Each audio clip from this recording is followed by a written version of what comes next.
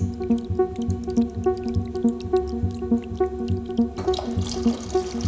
name is Sundari Carmody and I'm living in Adelaide, Kaurna country.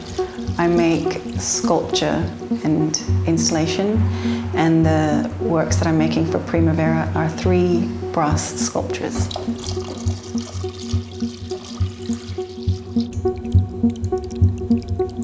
The work I'm making for Primavera is called The Mountain.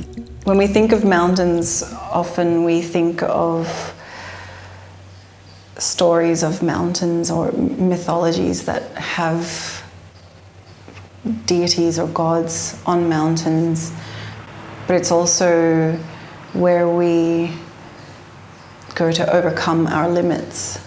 The idea of the mountain in this particular work is, I was imagining a site on the slopes of a mountain that someone might have come across, or someone might stake out as a site for a temple or a shrine of sorts.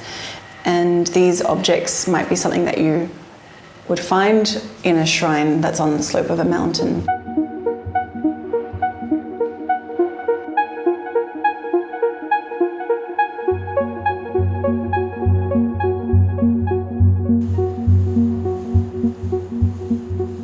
I've used brass a few times for different projects in the past. I'm interested in the material language that comes with something like brass. So brass is used in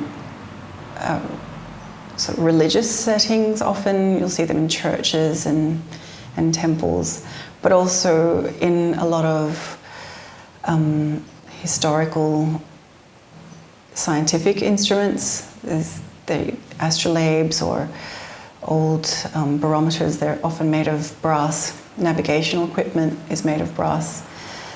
So I'm drawing on a lot of those references when I'm using brass in a work. I'm very conscious of the historical uses of brass. It's a difficult material to weld in a traditional sense. It can oxidize in different ways, and I'm actually quite open to the material behaving how it wants to and allowing the evidence of that process to remain in the work. For the 3 sculptures, I worked with 2 fabricators, one here in Adelaide and one in Sydney. So the larger obelisk-shaped object called The Gate was made by Exhibition Studios, and then the 2 smaller rectangular or cube forms were made by Damon Hannon in New South Wales.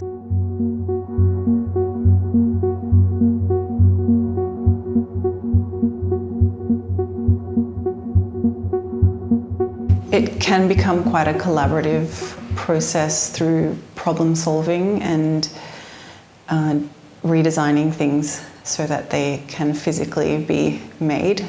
There is often a redesign process throughout, but I'm happy to say that the result is still true to the idea that I had. And I'm so grateful that I can work with people, I can communicate my ideas to people who know how to make things. And then in the end, I still work on the surface myself and bring other components like the mist and the scent.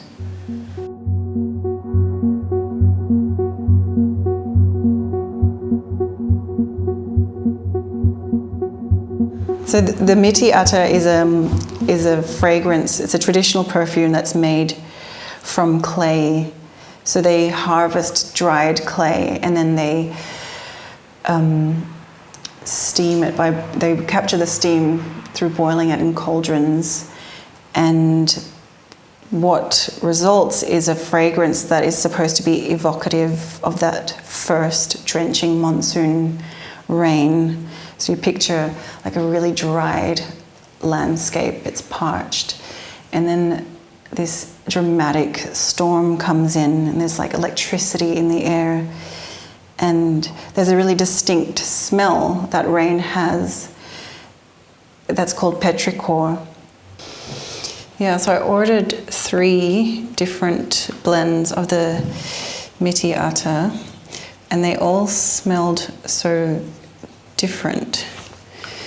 And I liked elements of all of them, but I was looking at maybe blending some of them to see if I would get a bit closer to an aroma that I had in my mind, or just to see what would happen. So I took a sample of each one, and if I put like a little drop on some paper, it's less concentrated, and I can just dab a little bit, and kind of is a bit closer to what we might smell if I'm using it in the sculpture. And so I've got just the pure concentrates of each one. So I've just called them number 1, number 2, number 3. And then I've used different combinations of all 3. Like, for example, blend 1 and 2, or 1 and 3, or 2 and 3. And just seeing which one I might choose.